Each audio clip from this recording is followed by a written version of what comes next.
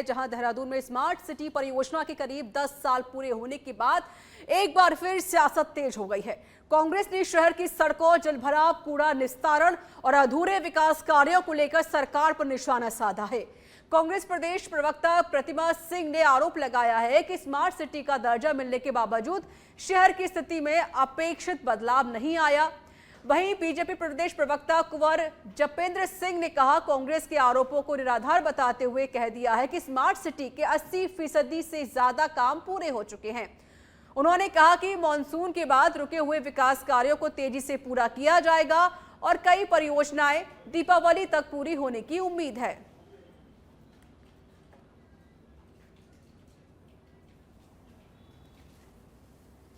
गए smart city घोषित हुए, पर स्मार्ट सिटी है कहाँ? क्योंकि आज देहरादून की जनता पूछ रही है कि क्या ये स्मार्ट सिटी है। अगर ये स्मार्ट सिटी है तो फिर आप हमारा जो पहले स्मार्ट सिटी नहीं था उसको जो है वापस करने का कार्य करें। हर जगह सड़कों पर गड्ढे नजर आ रहे हैं। एक मॉनसून में आप देखिए कि सड़कों की ये हालत हो जाती है कि आप सड़क पे चल रहे हैं या नदी में चल रहे हैं, आपको पता नहीं चलता। कूड़े उठाने की सही व्यवस्था है नहीं। रेजिडेंशियल जनता को पता है कि बरसात के जाते ही जिस तरह से विकास कार्यों को पुनः शुरू किया जाता है और दिवाली आते आते शहर की व्यवस्थाएं, शहर के इंफ्रास्ट्रक्चर को पहले से भी अधिक चमका दिया जाता है। और ये घाटी की भौगोलिक परिस्थितियां हैं, इसके ऊपर राजनीति व्यर्थ है और विपक्ष को समझदारी का परिचय देना चाहिए।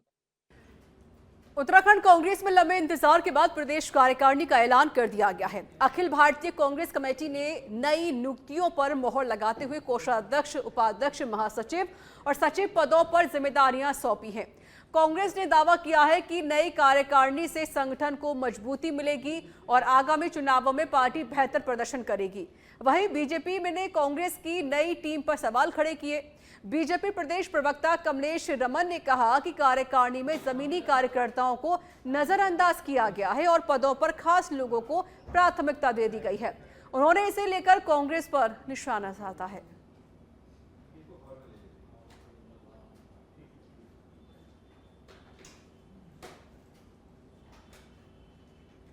है कुंभकर्ण की नींद अब कांग्रेस की खुली है आकर, लेकिन क्या नया है उस जंबो कार्यकारिणी में? क्या दिखाई पड़ रहा है उस कार्यकारिणी में? जो लोग बरसों बरसों तक कांग्रेस के दरवाजे पर उसको खटखटाने का काम कर रहे थे, वो तो आज भी बाहर है, कल भी बाहर थे। कार्यकर्ताओं को तो कहीं जगह नहीं मिली। जगह अगर मिली है तो उनके विधायकों को मिली है, पूर्व विधायकों को मिली है, मंत्रियों को मिली है, जो बड़े बड़े जिनके रिश्तेदार हैं उन लोगों को मिली है। लेकिन आप इस कार्यकारिणी पर अब उनके कार्यकर्ताओं का जो विरोध आभास है, जो वो सुर बाहर निकलने लगे हैं, वो उसका विरोध होने लगा है। तो ये आते आते 2027 में आप देखेंगे कि कांग्रेस की इस कार्यकारिणी के खिलाफ किस तरीके से एक। आइए रुक करते हैं राजधानी देहरादून का, जहां पर मुख्यमंत्री पुष्कर सिंह धामी मौजूद है। क्या कुछ कह रहे हैं, सुनते हैं। उत्तराखंड की जो ब्रांड की साख है वो मजबूत हुई है। हम सबको एक पहचान मिली है। जीआई टैग मिलना अपने आप में एक बहुत बड़ी बात है। इसकी अच्छी गुणवत्ता है, अच्छी पैकेजिंग है, अच्छा सामान है, इसलिए जो है जीआई टैग मिलता है। भाइयों बहनों, हमारी सरकार का उद्देश्य केवल योजनाएं बनाना नहीं है, बल्कि हमारे बुनकर भाई हैं, शिल्पकार हैं, उनकी आय को बढ़ाकर उन्हें आधुनिक बाजारों से जोड़ना भी है, जिससे कि उत्तराखंड की जो हमारी ये समृद्ध शिल्प कला है उसको विश्व पटल पर स्थापित किया जा सके। भाइयों बहनों, आज हमारा देश एक पेन की निब से लेकर अंतरिक्ष यान तक स्वदेशी तकनीक से निर्माण करने की क्षमता रखता है। ऐसे में हम सब की जिम्मेदारी है कि हम अपने जो स्थानीय उत्पाद हैं उन उत्पादों को प्राथमिकता दें। और मैं इस अवसर पर आज समस्त हमारे प्रदेशवासियों से भी आग्रह करता हूं कि अब हम कोई भी जब वस्तु को खरीदें तो एक बार अवश्य विचार करें कि क्या उसका कोई स्वदेशी या स्थानीय विकल्प उपलब्ध है। यदि स्थानीय विकल्प उपलब्ध है, स्वदेशी विकल्प उपलब्ध है, तो हमको स्वदेशी को ही प्राथमिकता देनी चाहिए, क्योंकि जब हम हथकरघा का एक वस्त्र खरीदते हैं तो हम केवल एक वस्त्र ही नहीं खरीद रहे होते हैं, एक उत्पाद ही नहीं खरीद रहे होते हैं, बल्कि उस परिवार की आजीविका, किसी शिल्पकार के स्वाभिमान और उसकी सांस्कृतिक विरासत को भी सम्मान और प्रोत्साहन दे रहे होते हैं। कहीं ना कहीं हम उनको उनके काम के लिए उस सम्मान के रूप में अपनी भावनाएं प्रदर्शित कर रहे होते हैं। तो मुझे पूरा विश्वास है कि आप सभी उत्तराखंड को देश का अग्रणी राज्य बनाने के हमारे विकल्प रहित संकल्प को साकार करने में अपना योगदान इसी प्रकार देते रहेंगे। इन्हीं शब्दों के साथ एक बार मैं फिर से पुनः आज सम्मानित होने वाले सभी शिल्पियों को, बुनकरों को और उद्यमियों को अपनी ओर से हार्दिक बधाई और शुभकामनाएं देते हुए अपनी बात समाप्त करता हूं। धन्यवाद। उत्तराखंड के मसूरी में लगातार बारिश के बीच एसडीएम कार्यालय परिसर स्थित कर्मचारी आवास पर पहाड़ी से विशाल बोल्डर टूटकर गिर गया। गनीमत रही कि उस समय वहां कोई मौजूद नहीं था, जिससे बड़ा हादसा टल गया है। घटना के बाद परिसर में रहने वाले 5 कर्मचारियों ने परिवार सहित सुरक्षित स्थान पर शिफ्ट किए जाने की मांग की है। उनका यह भी कहना है कि पहाड़ी लगातार दरक रही है और अब यहां रहना जान जोखिम में डालने जैसा है। सूचना मिलते ही एसडीएम राहुल आनंद मौके पर पहुंचे और प्रभावित परिवारों को हर संभव मदद का भरोसा दिया।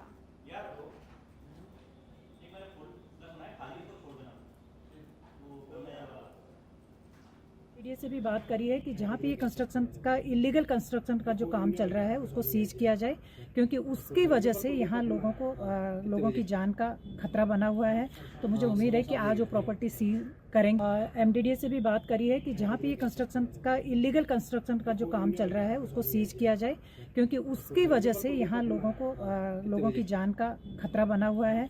तो मुझे उम्मीद है कि आज वो प्रॉपर्टी सीज करेंगे। एमडीडीए से भी बात करी है कि जहाँ पे ये कंस्ट्रक्शन का इलीगल कंस्ट्रक्शन का जो काम चल रहा है उसको सीज किया जाए, क्योंकि उसकी वजह से यहाँ लोगों की जान का खतरा बना हुआ है।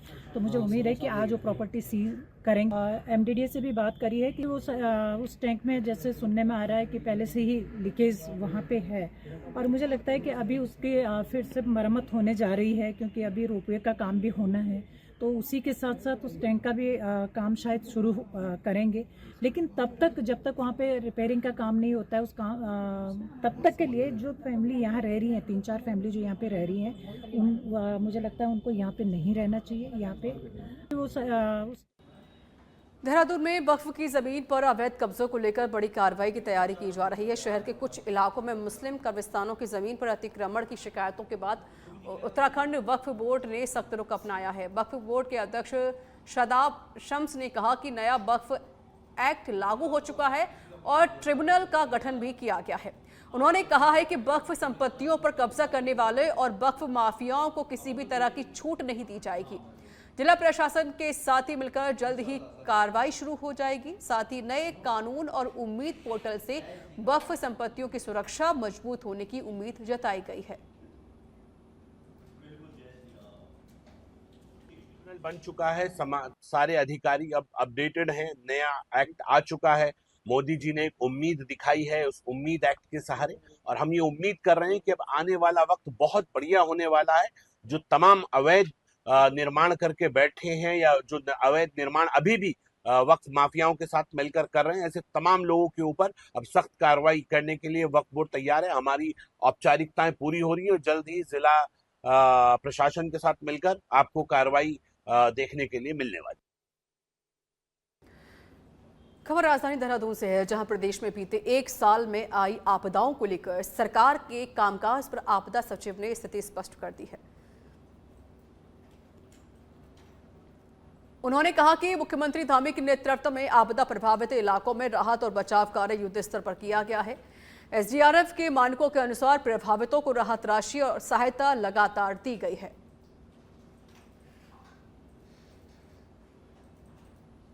हो चाहे प्रदेश में अन्य स्थान पे जहाँ जहाँ आपदा आई हैं, जितना हो सकता था उससे बढ़ के काम किया है। राहत जो एसडीआरएफ के मानक में थे, राहत राशि, मदद सहायता राशि लगातार प्रदान की गई है।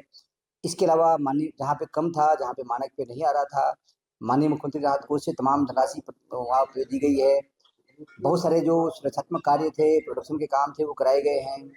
कुछ अन्य कार्य जो कराए जाने हैं पाइपलाइन में, उसको भी हम लोग कर रहे हैं। देहरादून जिले के चक्राता क्षेत्र में खराब सड़क के कारण सेब से लदा वाहन दुर्घटनाग्रस्त हो गया। बुल्हाड़ गांव स्थित इंटर कॉलेज बुल्हाड़ और बेगी गांव के बीच हुए हादसे में वाहन सड़क से बाहर निकल गया और जिससे बड़ी मात्रा में सेब खराब हो गए और बागवान को लाखों रुपए का नुकसान उठाना पड़ा। वाहन चालक राकेश को मामूली चोटें आई हैं जबकि कोई जनहानि नहीं हुई है। बताया जा रहा है कि सेब की खेप दिल्ली मंडी भेजी जा रही थी। ग्रामीणों ने सड़क की जर्जर हालत और सुरक्षा दीवार नहीं होने पर सवाल उठाते हुए प्रशासन और PMGSY से जल्द मरम्मत की मांग की है।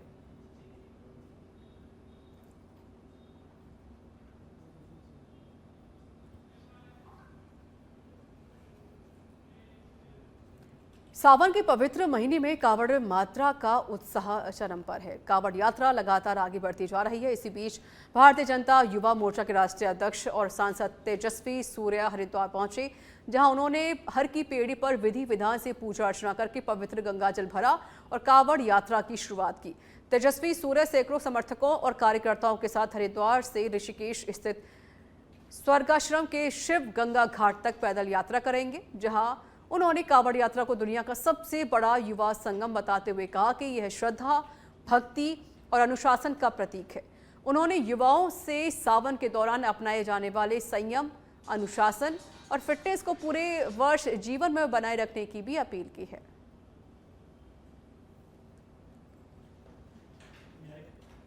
डिसिप्लिन हम रखते हैं, ये सिर्फ सावन महीने तक ये सीमित ना हो, ये पूरे साल इसी संयम के साथ, इसी डिसिप्लिन के साथ, इसी फिजिकल फिटनेस के साथ, इसी अच्छे काम करने के इरादा के साथ हम अपने जीवन को जिए। भोलेनाथ के आशीर्वाद और गंगा मैया के आशीर्वाद हम सब के ऊपर हमेशा बने रहे।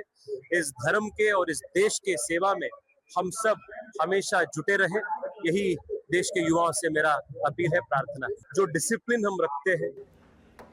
और यहाँ वक्त ब्रेक का है, जल्द हाजिर होंगे।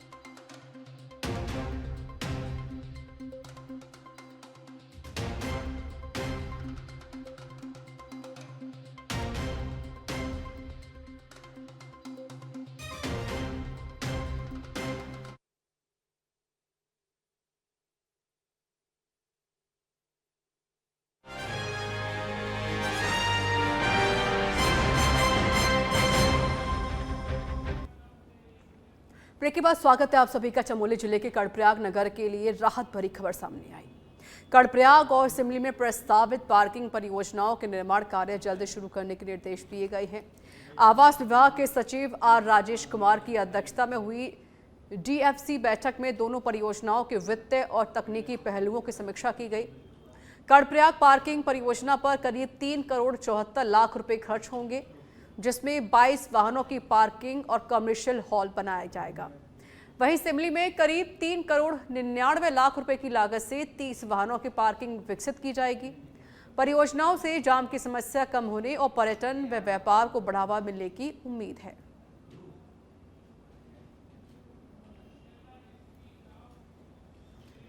विकास नगर में संदिग्ध मांस ले जाने की सूचना पर समय हंगामा खड़ा हो गया, जब हिंदू संगठन के कार्यकर्ताओं ने लांघा रोड स्थित शीतल नदी पुल के पास एक वर्ना कार को रोक दिया। तलाशी के दौरान कार की डिग्गी में से बड़ी मात्रा में संदिग्ध मांस मिलने का दावा किया जा रहा है, जिसके बाद मौके पर विरोध प्रदर्शन शुरू हो गया। प्रदर्शनकारियों ने सावन के महीने में मांस के परिवहन से धार्मिक भावनाएं आहत होने के भी आरोप लगाए।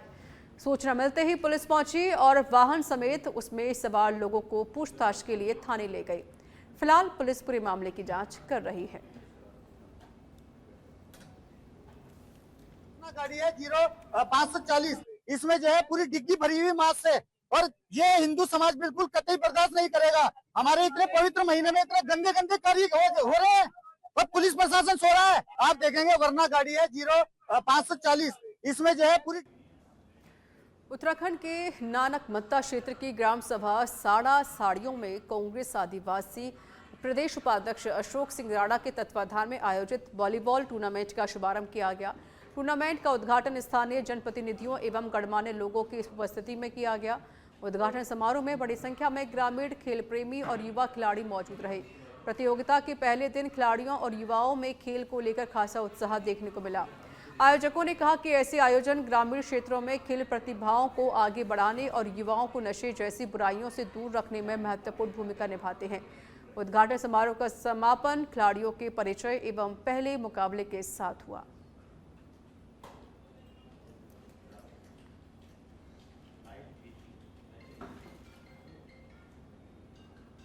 युवा यहाँ पर आएंगे जो इस हुनकार में भाग लेंगे, जो भाग ले रही है यहाँ पे अपने खेल के माध्यम से, वो अपनी सॉलिडिटी, अपना जो है अपना पूरी यूनिटी, यहाँ पे यूनिटी का प्रदर्शन है। यहाँ पर इस वॉलीबॉल गेम से कई हमारे थारू समाज जो है अच्छी पोजीशन पर और जॉब पर भी गए हैं।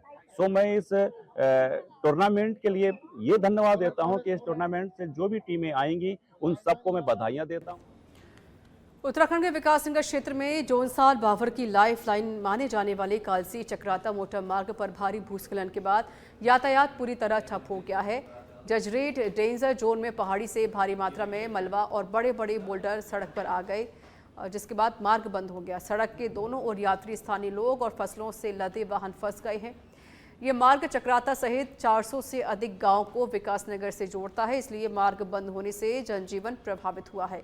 प्रशासन की टीमें मार्ग को खोलने के प्रयास कर रही हैं, जबकि लोगों से फिलहाल इस मार्ग पर यात्रा नहीं करने की भी अपील की गई है।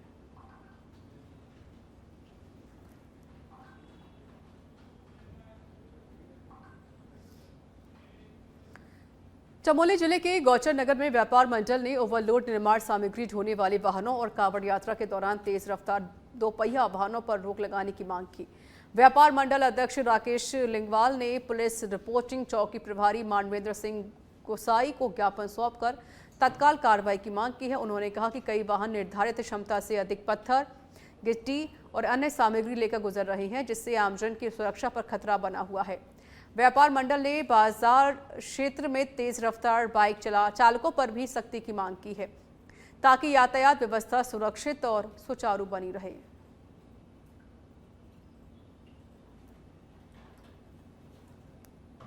और यात्री आते थे, वो बहुत ही अपने शालीन और सभ्य तरीके से आकर के अपना कांवड़ उठाकर अपने गंतव्यों की ओर जाते थे। लेकिन पिछले कुछ समय से, जैसे कि आप सभी लोग देख रहे होंगे, इनके द्वारा बहुत ही भय का माहौल पहाड़ की सड़कों पर बना दिया गया है। आए दिन स्थानीय लोगों से उलझना, मारपीट करना, यह उनका एक सगल जैसा बन गया है। आप लोग आइए, सभ्यता से आइए, शालीन तरीके से आइए, आपका स्वागत है। आप भगवान के दर पर आ रहे हैं तो आप शालीन तरीके से आइए, इसमें हमें कोई आपत्ति नहीं है। लेकिन इस प्रकार से सड़कों पर अराजकता का माहौल बनाकर लोगों में भय पैदा करना यह किसी भी दृष्टि से स्वीकार योग्य नहीं है। पहले उत्तराखंड में लगातार हो रही भारी बारिश से जनजीवन अस्त व्यस्त हो गया है, तो वहीं पहाड़ी क्षेत्रों में जगह जगह भूस्खलन की घटनाएं सामने आ रही हैं, जिससे कई सड़कों पर आवागमन बाधित है। इसके साथ ही नदियों और नालों का जलस्तर भी तेजी से बढ़ रहा है। मौसम वैज्ञानिक रोहित थपलियाल के अनुसार राज्य में जुलाई और अगस्त महीने में सामान्य से लेकर अच्छी वर्षा दर्ज की जाती है। इस बार भी प्रदेश में सामान्य के आसपास बारिश हो रही है, लेकिन कई स्थानों पर भारी से बहुत भारी वर्षा की स्थिति बनी हुई है। ऐसे में भूस्खलन संभावित क्षेत्रों में खतरा लगातार बन गया है। तो वहीं मौसम विभाग ने स्थानीय और साथ ही यात्रियों और स्थानीय लोगों से अपील की है कि वे पहाड़ी और संवेदनशील इलाकों में विशेष सतर्कता बरतें और अनावश्यक यात्रा से बचें।